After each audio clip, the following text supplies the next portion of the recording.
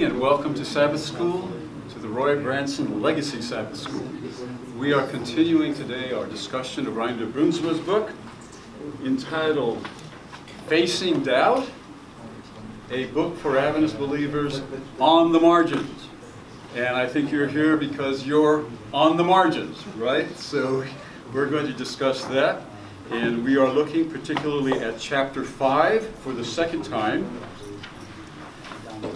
Forrest Howe led us in a discussion of it last time, and I would like to visit it again this time, particularly with one question, and that is the human nature of Jesus. And that's one of the topics listed in chapter 5 as a controversial issue in our time. And Forrest went over this and over some others last time, so I'm just recycling back to this question of the human nature of Christ. Okay, let's begin with prayer. Dear God, thank you again for this Sabbath school. Thank you for Dr. Brunsma and his writing of these books. Thank you for the courage and wisdom he's shown in many ways over the years. Help us to make the best of what he's written. In Christ's name, amen. Okay, let me begin by telling you a story, and that is I've had the opportunity to teach pharmacy students. And most students in the School of Pharmacy are not Seventh-day Adventists. The ratio of Adventists to non-Adventists varies from school to school, and very few of the students in the School of Pharmacy are Adventists. So I went away, this is a long time ago, I went away to this Questions on Doctrines conference, and Dr. Rice was there as well, and I went, and when I came back, the students wondered where I had been. And I said I had been away at a conference, and they said, well, what's the conference about? Or what was it about? And I said, I'm not going to tell you, because if I tell you, you'll laugh. And so they kind of pressed me, and I said, no, I don't feel like being laughed at today, so I'm not going to tell you.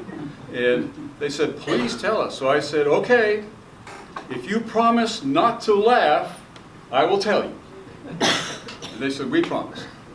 So I said, we discussed whether the human nature of Jesus was like Adam before the fall or after the fall.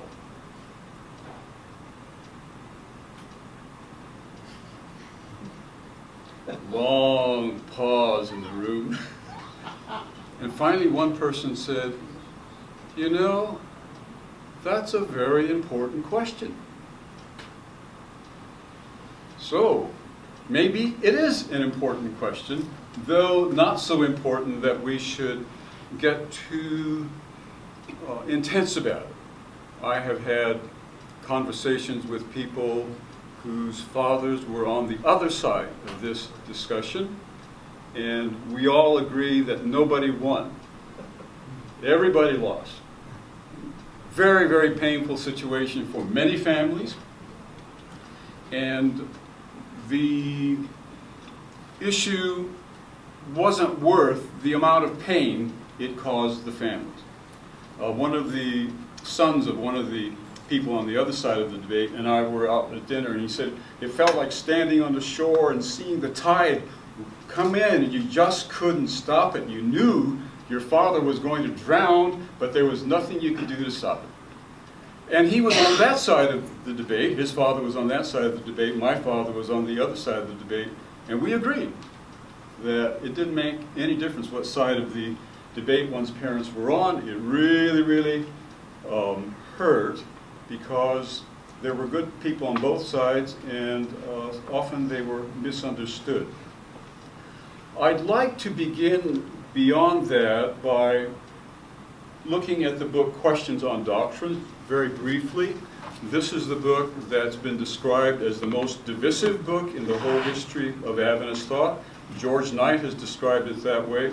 As you know the story, a number of evangelical people asked the General Conference what Adventists believe, and the hope was that we could respond in a way that would qualify us to be evangelicals too, and we did. However, there were quite a few people that the price we paid to be considered evangelicals was too high. And my father was among them, and he was a very intense criticizer of this book, as were many other people like him. And so for a while, the book went out of circulation. The General Conference just stopped publishing it because it was so controversial. The two issues were the human nature of Jesus and also the nature of what happened at the cross. So the incarnation and the atonement were the two issues. And the feeling of some was that the authors of this book had tried so hard to be acceptable to evangelicals that they compromised some things that we Adventists have long believed on those two issues, the atonement and the human nature of Jesus. The most vocal criticizers of this book came from the theological right, and my father would be amongst those. Over the course of his years, he shifted more and more to the right, and I talk about our family as the glad years and the mad years and the sad years. The glad ones being when we had a lot of fun, the mad ones in the 60s and 70s when everything seemed to be quite crazy.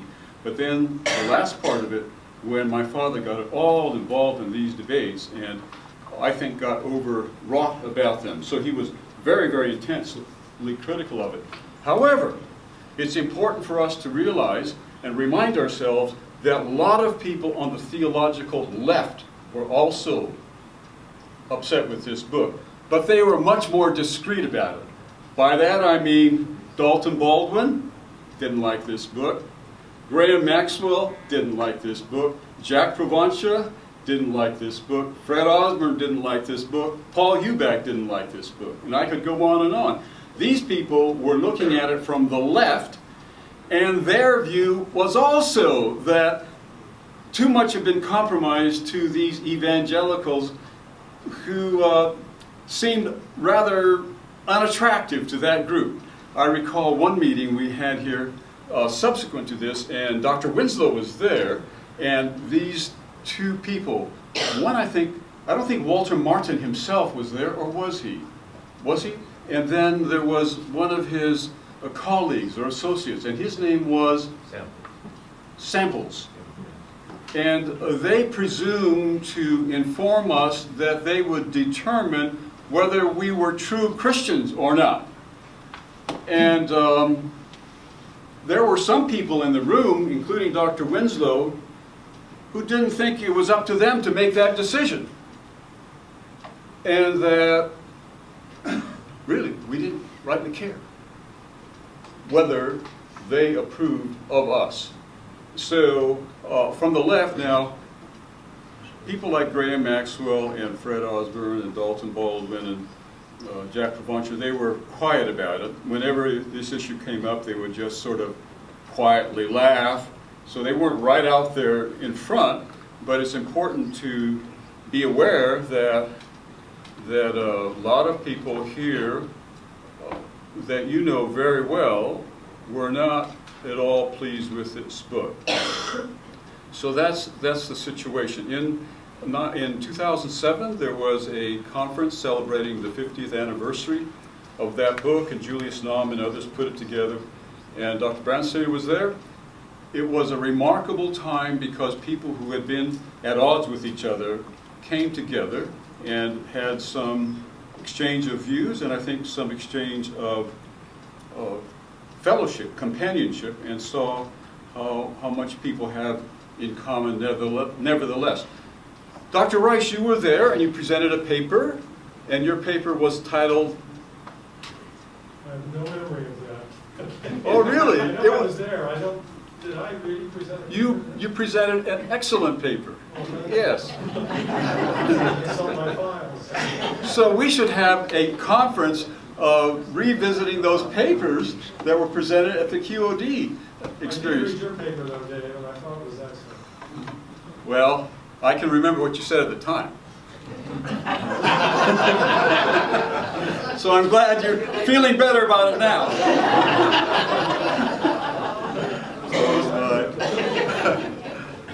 part of it was high drama, right? It was high personal drama too, because my dad had just died a few weeks ago, and George Knight was there, and it was a part of, big deal. Now let me say something about George Knight.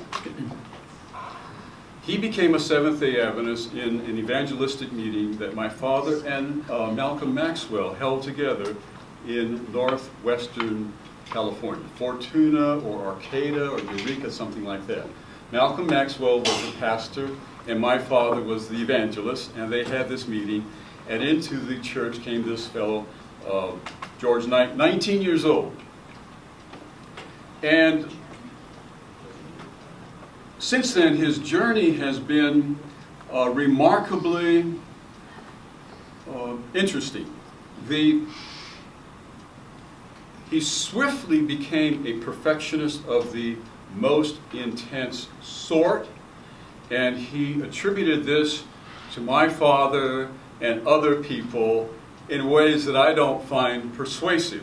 One time I said to George, I grew up in that family at the time that you're complaining about my father, and I didn't pick up all this stuff, and he just came right back. That's because you had a mother too. Well, that's true.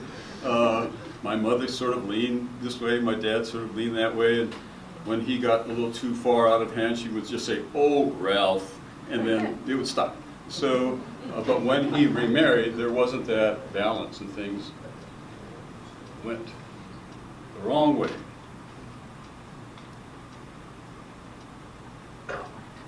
George says that he decided at that period of time to become the most perfect person since Jesus Christ.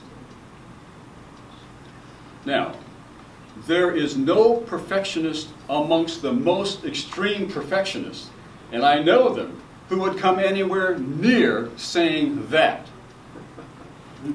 So, George has to look somewhere else than my father and people like my father to come up with that idea. I know exactly what my father would have said if he had heard that George Knight had done this, and I can't say it now. Because my father was a very earthy person, he was very profane, he did not think that cursing was taking God's name in vain. He thought one takes one's name in vain when one cheats people in the name of God. That's what it means. He didn't much care about using language that I can't use now, and he would have been very, very direct about it. But let's go back a little bit earlier. My dad really did believe this sort of extremism is a problem. I remember when I was a youngster in Hawaii, I must have been about 11, and we were living in Kailua, and one of the people in one of the churches came by to talk to my father, and I overheard the man saying, "I'm going to give up the ukulele for Jesus Christ."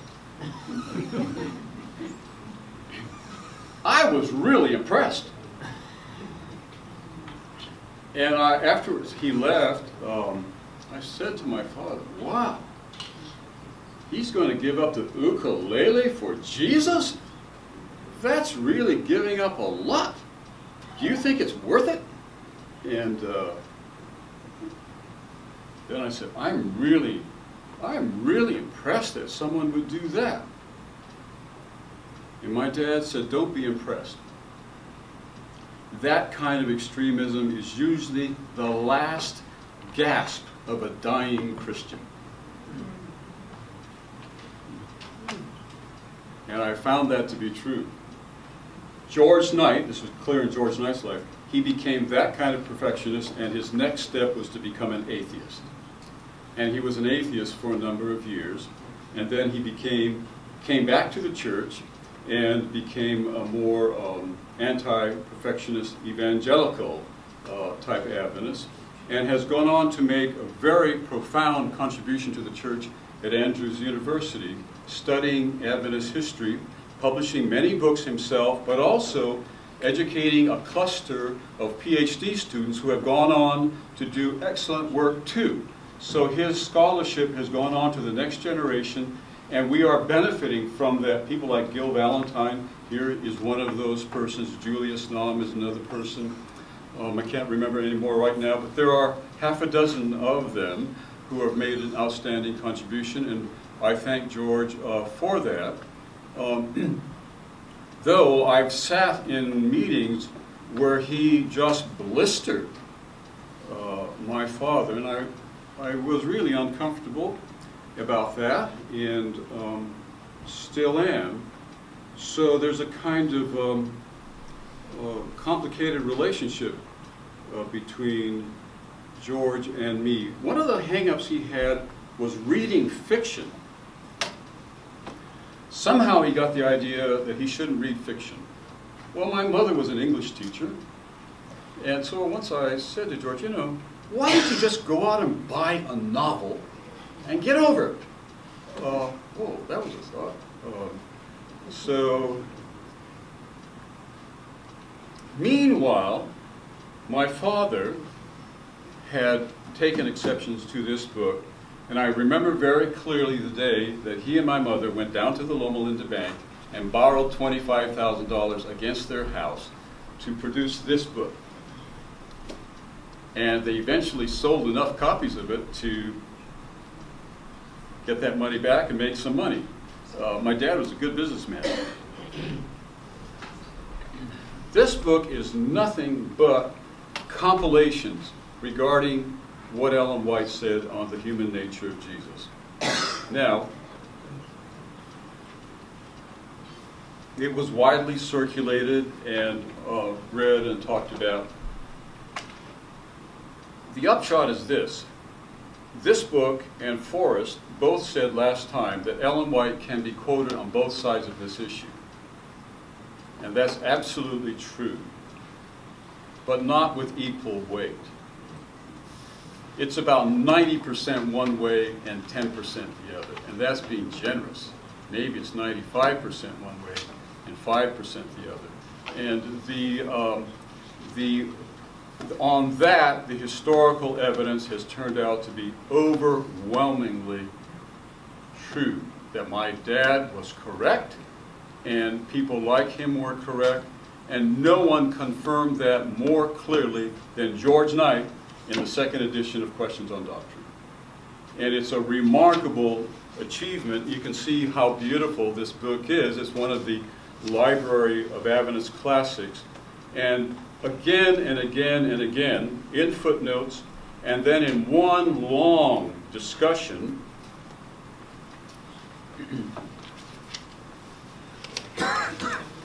you can see it begins there. Notice those yellow marks. All of this gray part is a footnote. That's one footnote. Pete. Look at that. The bottom line is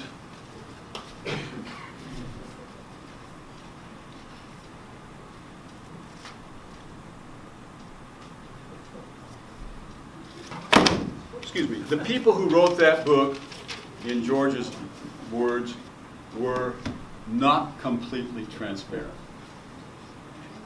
Yeah, not completely transparent. Now, it turns out it's just one little line, actually, in this first book, in the appendix, and I don't know that I can find it right now, but it's a heading. Here it is. Page 650, Roman numeral 3. These are quotations from Ellen White's writings, and the heading is, "Took Sinless Human Nature," as though that were Ellen White's position, and that line has caused 50 years of discussion. Just that line, because many people said correctly that that was not an accurate summary of what Ellen White had said.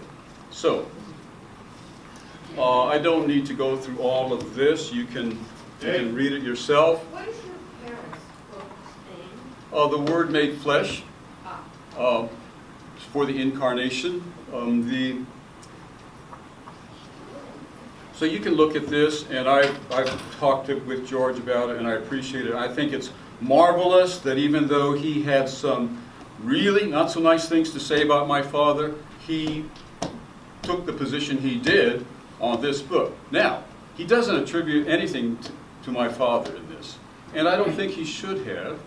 I think George knew about the general debate. He knew what my father had contributed to the debate, and he went back and looked at the historical evidence himself.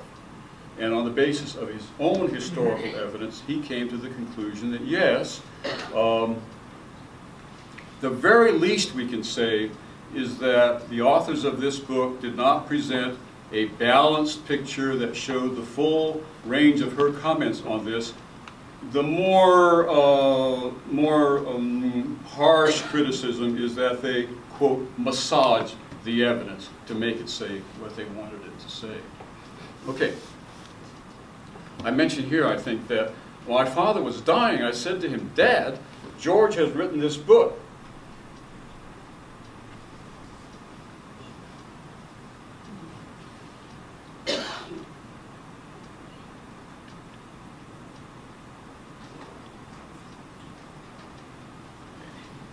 And he said, praise God.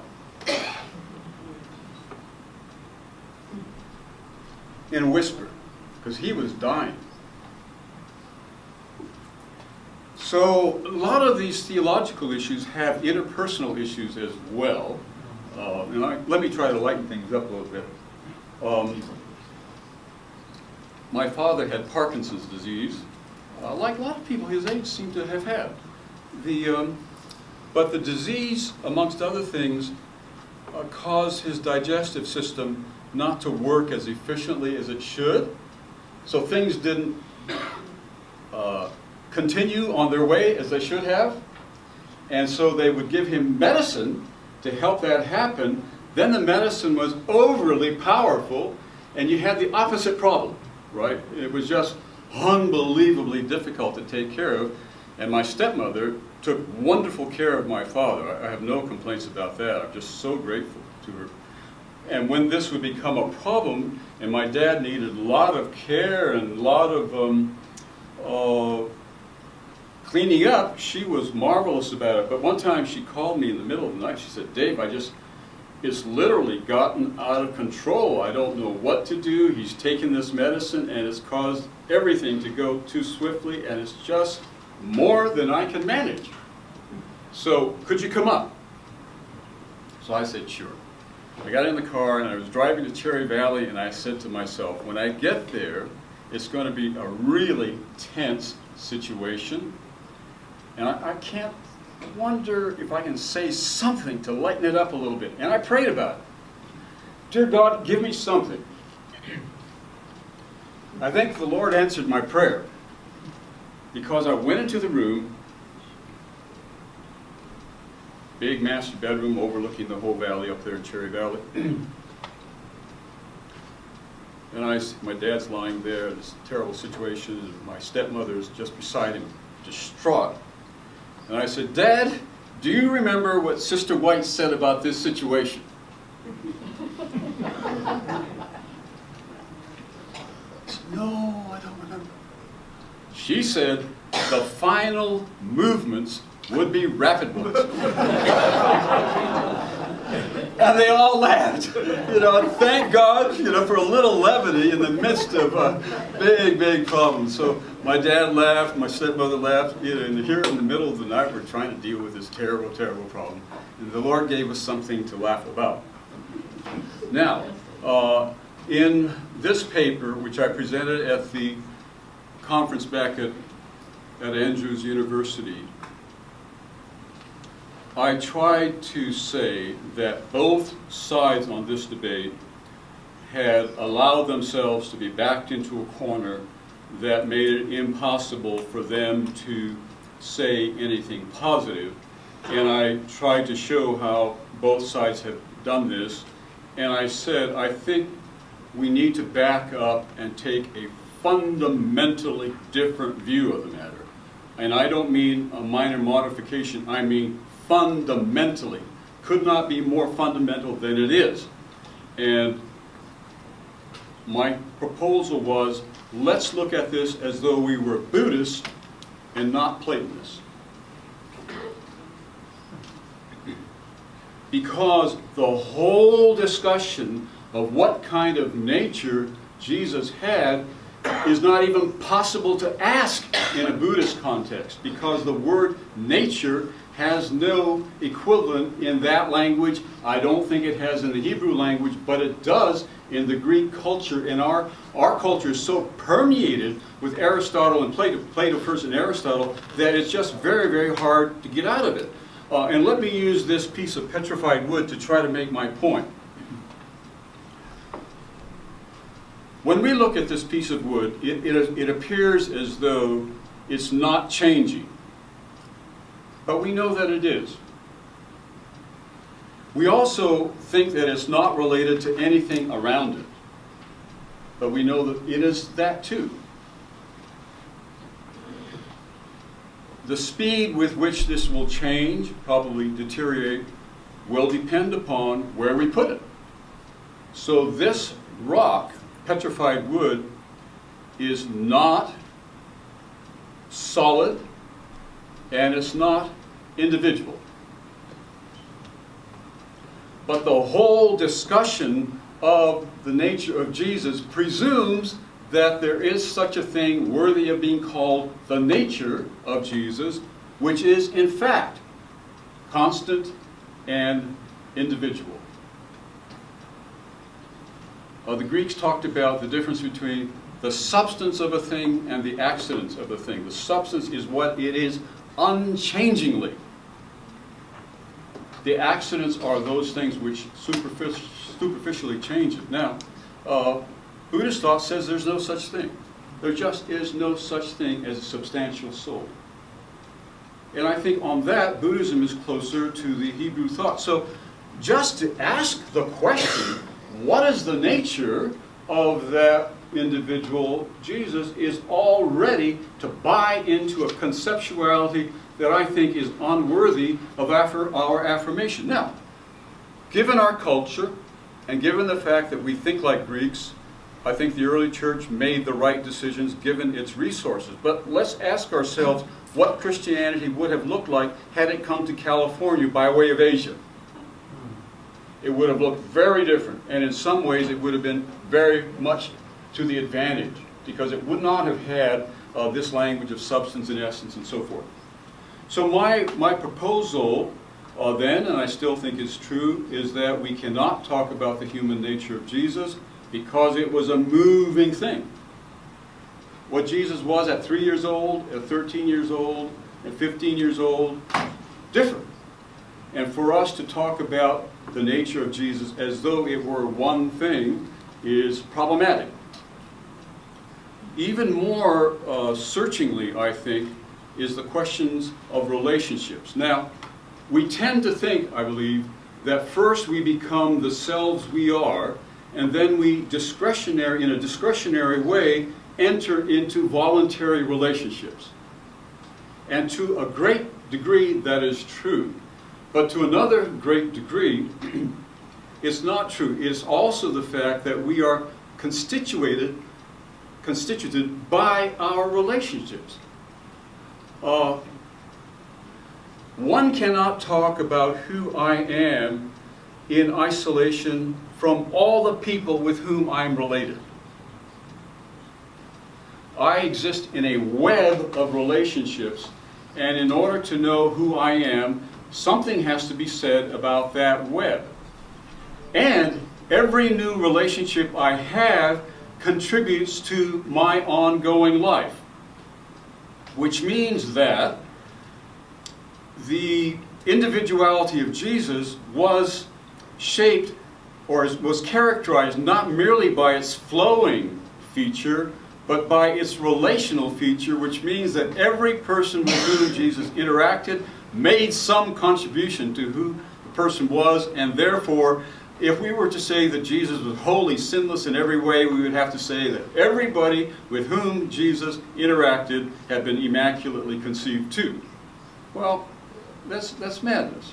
So what we've done, I think, is moved ourselves into a discussion that's not at all helpful, and that we should try to think about it in other ways.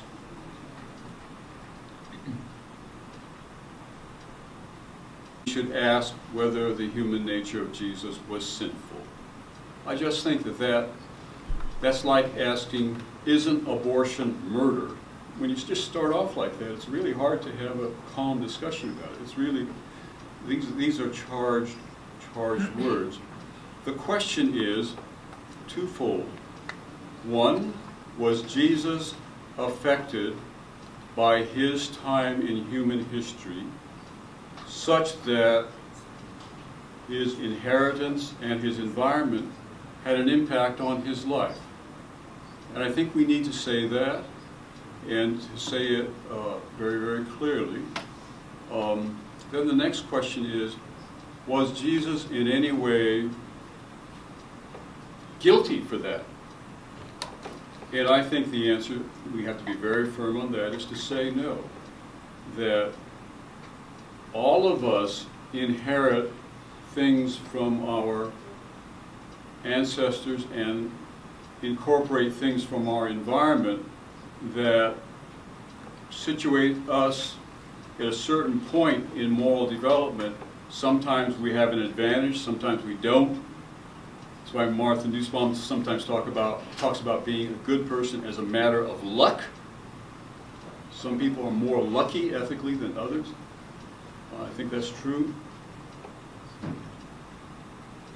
But no youngster, no baby, no matter what his or her infirmities are, is guilty for that. I just think we need to be very, very clear about that.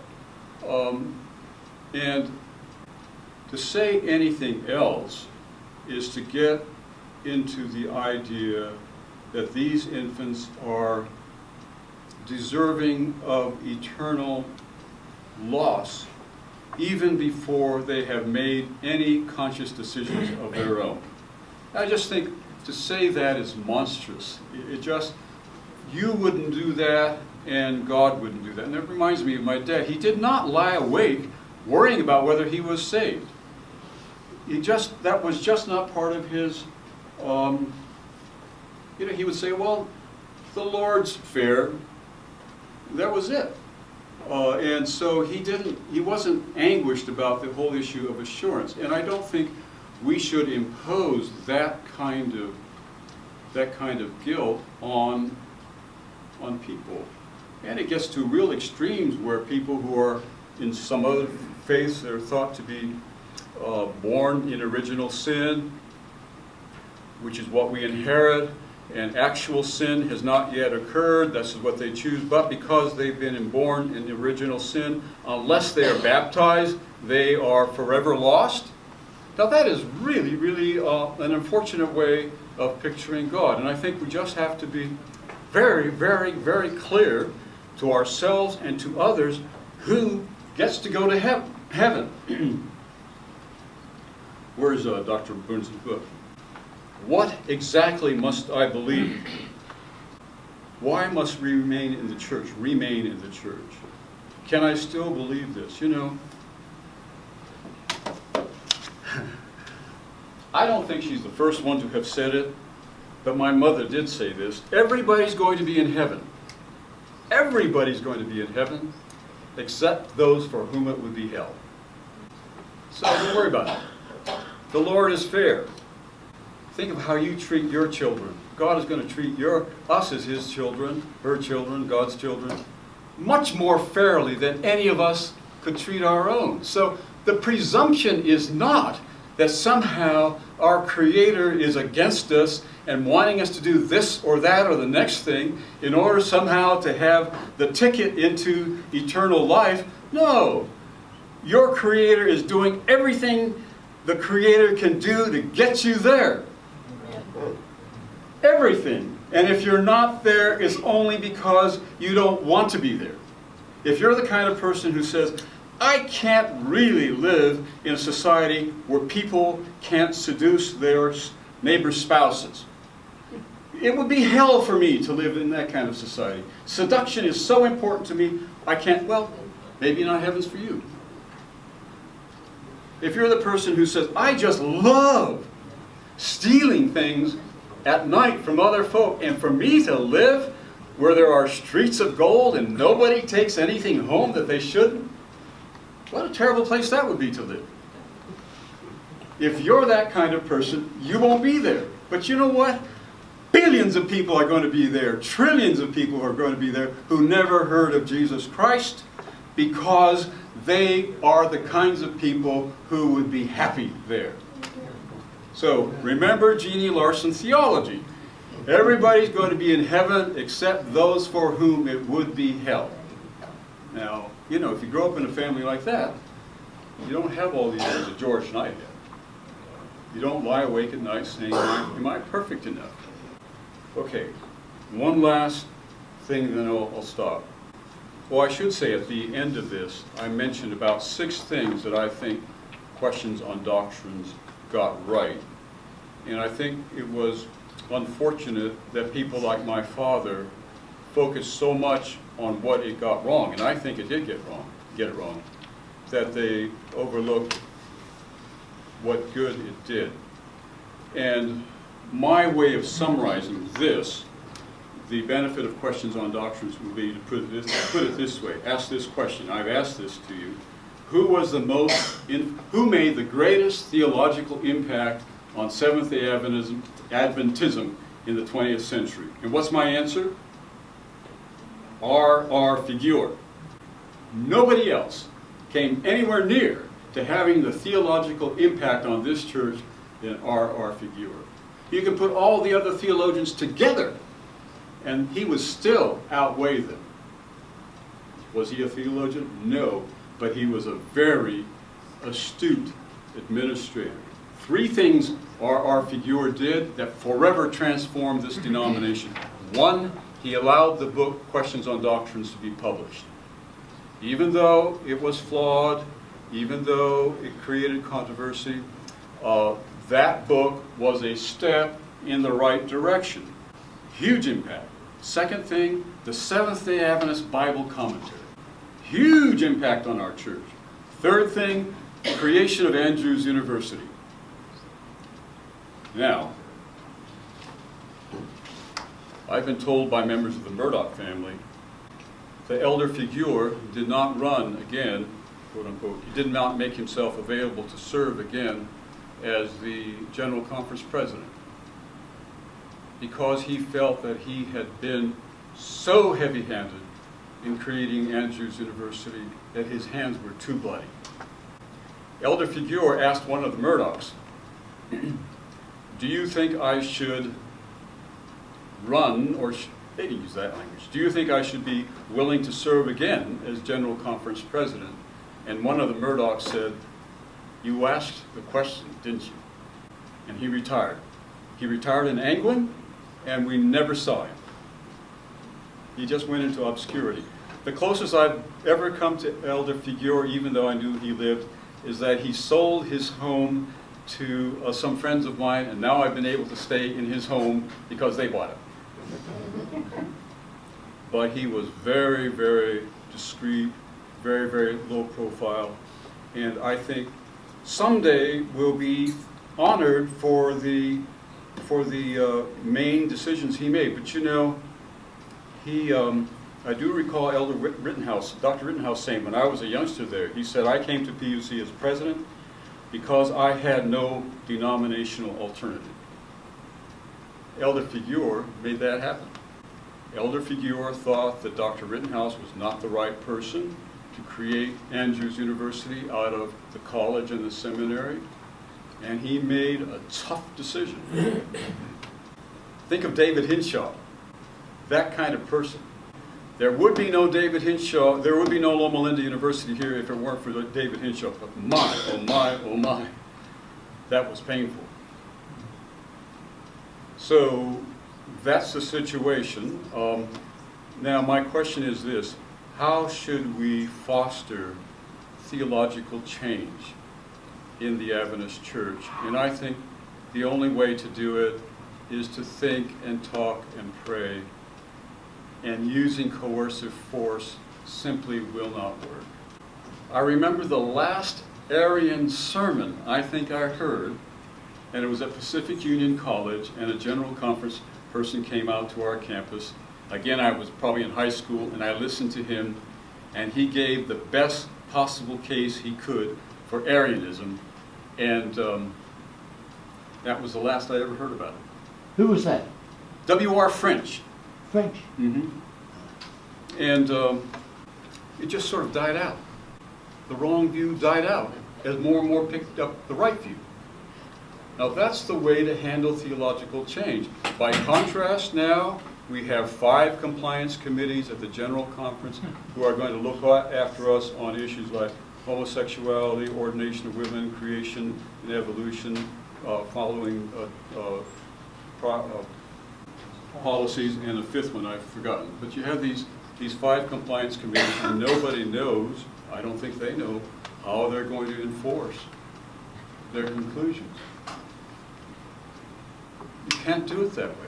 Even if you fire every single person who doesn't know if the earth is only 6,000 years old, there will be another generation of people who comes right along and has the same questions.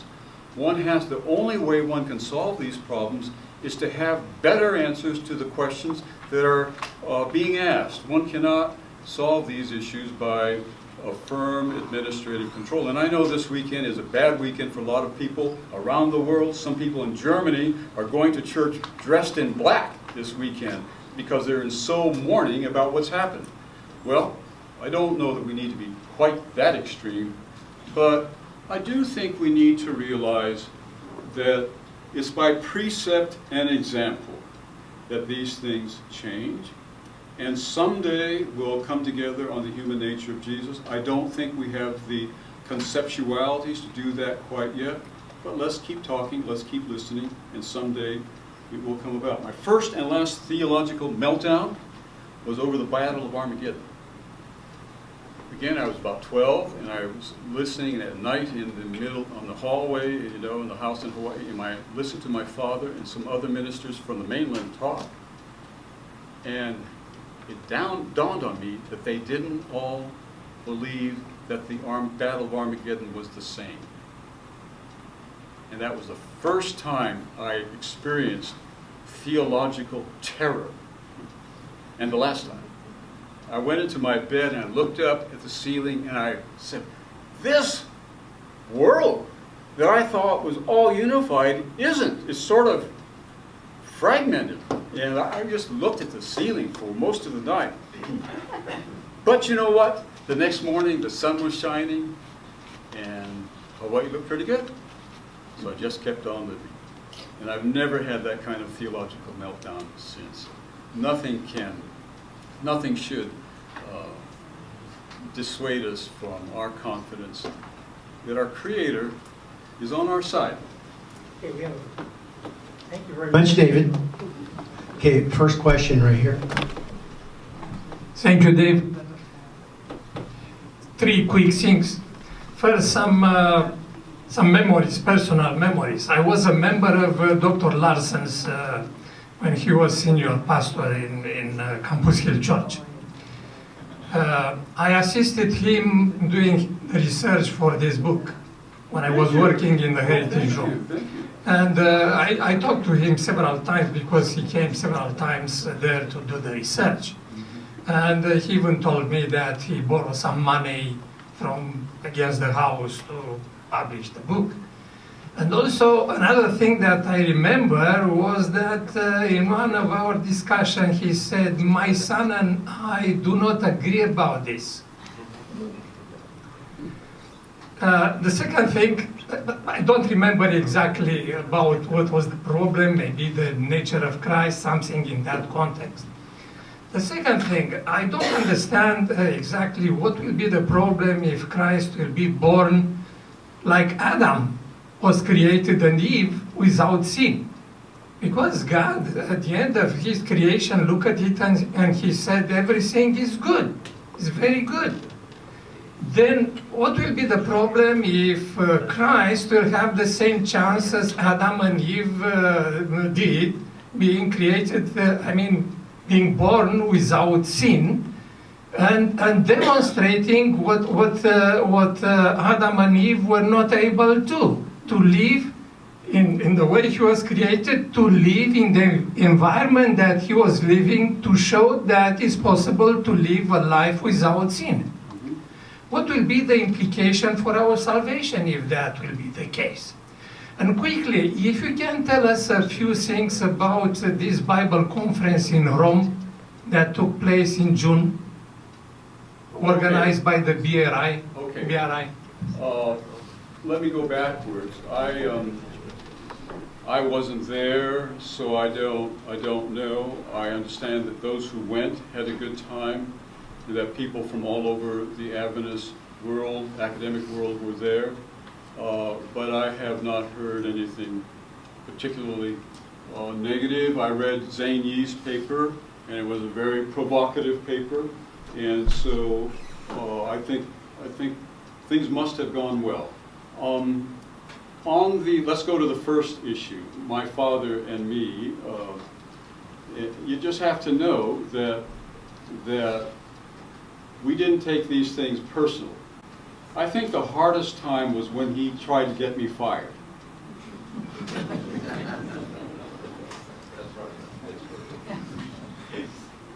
He called me the prince of the church, but he thought I had not been loyal. A disloyal prince of the church. And he wrote to the General Conference saying that I should be fired. Well, I would have fired him if I could have. So, you know, one thing I did admire him is that he stood for the right as he understood it. And I compare him to some people I consider to be weak of mind and will today, and I much admire him. Now, on the theological issues, I think the answer. I think we've raised a really important issue, Peter, because the answer would be given, and I'm not giving it to you. This is where my dad and I disagreed. The answer that would be given is that if one takes the position that you have, namely that the humanity of Jesus was like that of Adam before the fall, one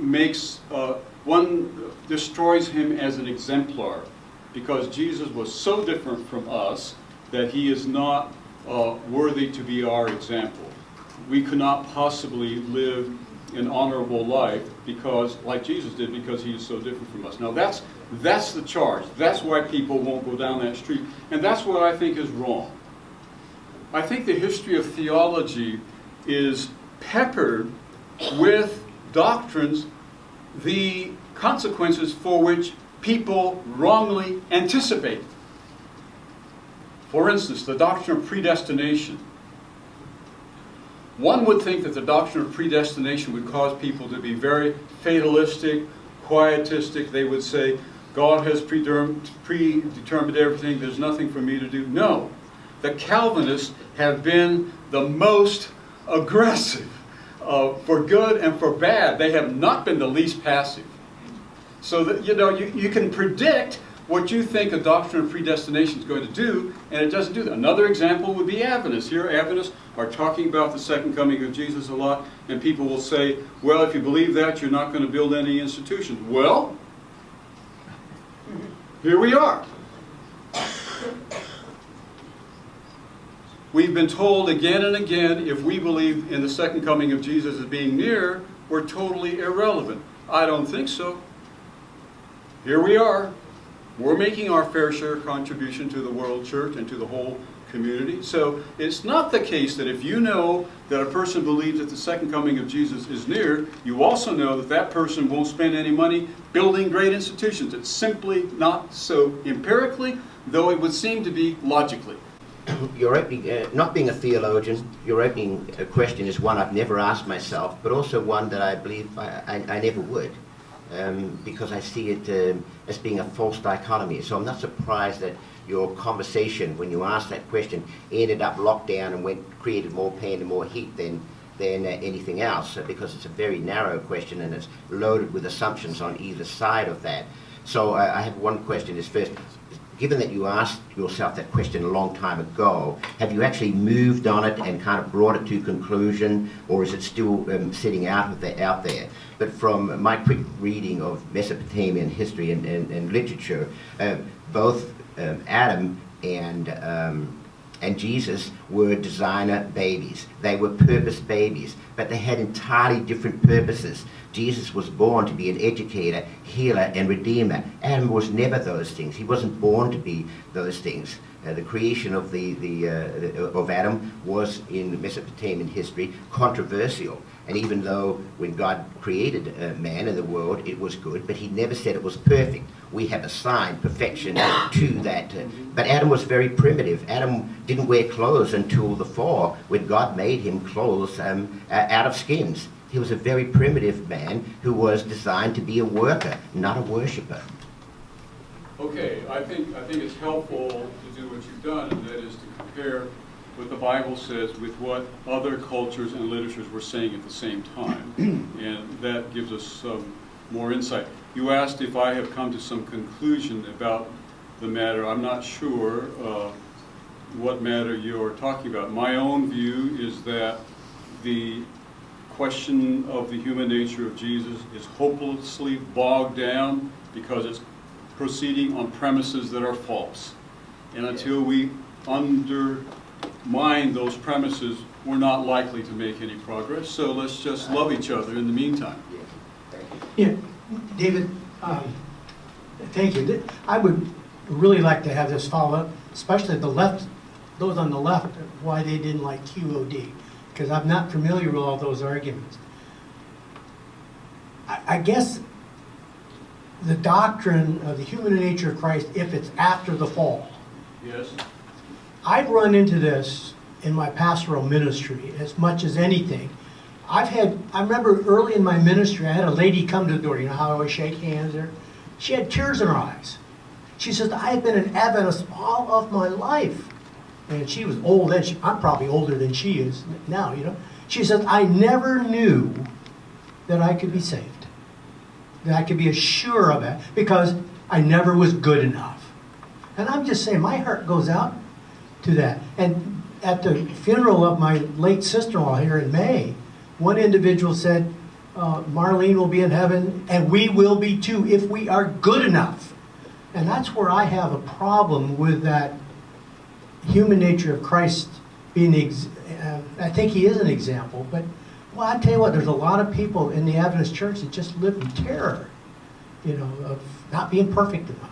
So, Well, I think that's the same question that Peter was asking on the other side. on the other side, correct. That is, the complaint about the view that the human nature of Adam was like that of Jesus was like that of Adam before the fall. Some people would say makes Jesus not relevant to us as an exemplar.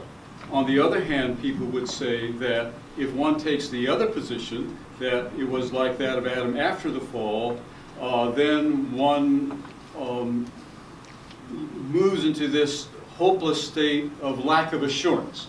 And again, I would say the same thing. There's no necessity of doing that. One could take the earlier position. Now, the position of, post-lapsarian position, that's the position that people like Karl Barth take, Wolfgang Pannenberg take. They aren't perfectionists of that sort. So, yes, there are these people, and we need to assure them that God is on their side. But I don't think it's necessary to take that leap if one takes that Christological. That particular Christology doesn't land up in a necessary psychology. But it's a danger. I remember one time my maternal grandmother came home. She had gone to church, and some pastor got up there and really reproved them because they hadn't made enough progress on the road to sanctification. She was really depressed, and I thought, who is that pastor to say that? Who gave him permission to send my grandmother home depressed about whether she could be saved? Thank you so much, David, for reviewing this historic issue with us. Please, for my sake, perhaps for others here, the three authors of the QOD book, Questions on Doctrine, could you remind us who they were? It was Frida, but I never remember what their names are. Froome, Reed, who was the E? I know who the third one was. Who was the third one? Roy Allen Anderson. So that was the fourth one. Oh, well, then there were four. FR, there's an E and a, Not Cottrell, was it? Was it Edmund Nickel? yeah, it could have been. But I know they used to call it Frida. And I don't, Oh, really? you know, I hadn't heard that. No, I went to the conference yes, you at did. Andrews rather naively because I didn't have any grasp of its significance to the whole world church.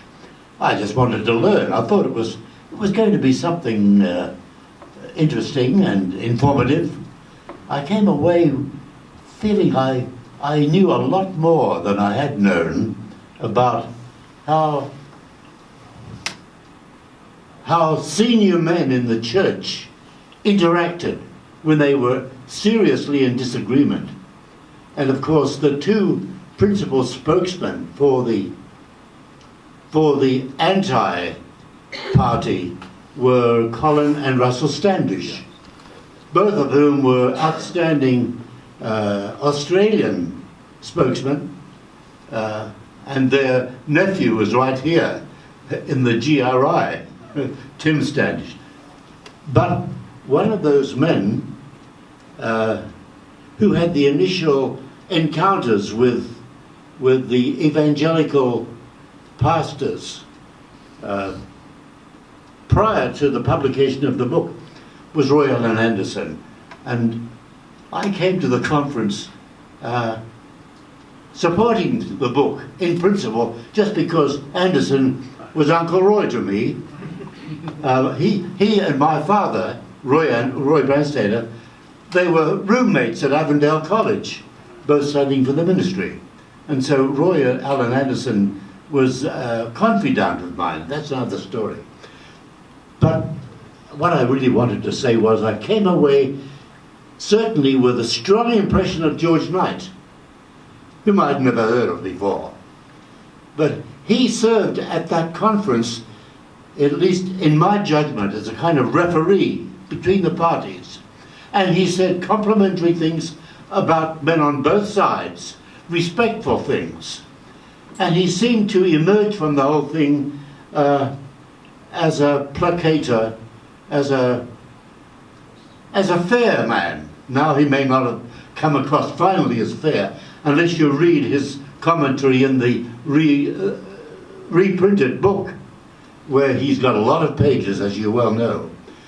The other man that impressed me was the man who took the Sabbath sermon. All the debating and argument was over, and I was scratching my head.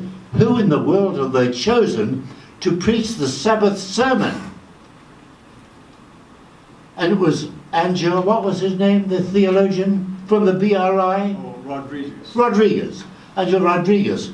And that was just a name to me, but he spoke with such measured tones and with such penetrating judgment, very fair, non-judgmental, and it was a magnificent sermon. I thought, greater notice of this man. Ever after that, I used to read his column sometimes in the church publications. I knew that this is a man that deserved respect. Anyway. Right, now, let me just a couple of comments. George Knight is fair. We see that in his scholarship. That was a high weekend for him because his doctoral students had put that conference together. And that was something that nobody had been able to do for 50 years. It was a remarkable achievement, and he has every right to feel good about that. And my reservation is that in the intensity of these debates, people did not remember that they are friends. And I too was a friend of Roy Allen Anderson. He would come by my office and we would talk. is one of the big things about being here is to talk to ministers who retire here, and they'll come and talk with me. It's just a wonderful thing. And so when people cast doubt on the motives or the intentions of people like that, I just say no. That's just simply false. And I'm afraid that much too much of that has gone on. Real quickly, some of you know this story, but one time Jack Provencio and I and Des Ford, my father, with a bunch of other people, were up at Jack Provencio's house, and Jack said, "Why don't you take Des and Jillian home?" So I did, with my dad. So the Fords are in the back seat, my dad's on the right seat. I'm driving a big old Cadillac. Remember the ones you could lie sideways in? I was driving down, coming down about Ford Street, and I'm thinking, what am I going to do? My dad and Des Ford in the same car. What am I going to do? So finally I said, don't you think the forensic theory of the atonement is rubbish? Boom! My dad came up and Des came up, and they were both at me together. And my dad said, Des, get him! And Des said, Ralph, get him! And for once in my life, they were on the same side. Thank you again, David. Is this the paper you put out yesterday online? Yeah. There is a paper that came out on our email yesterday.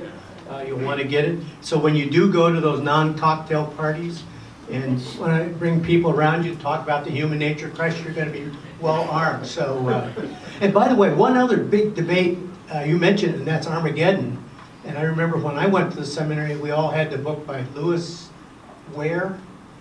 Weir. Where? Weir, yeah. W-E-R-E though? W-E-R-E. Yeah, anyway, he's the one that came up with this Battle of Armageddon, a spiritual battle, not a physical battle. And I guess he got disfellowshipped in Australia too, didn't he, one time? Anyway, well, at least, anyway. So we haven't always had a good record of handling these things. But thank you for this. And next week we're going to continue our book. The Lord bless you and keep you. The Lord make his face to shine upon you and be gracious to you. The Lord lift up his countenance upon you and give you peace. Amen.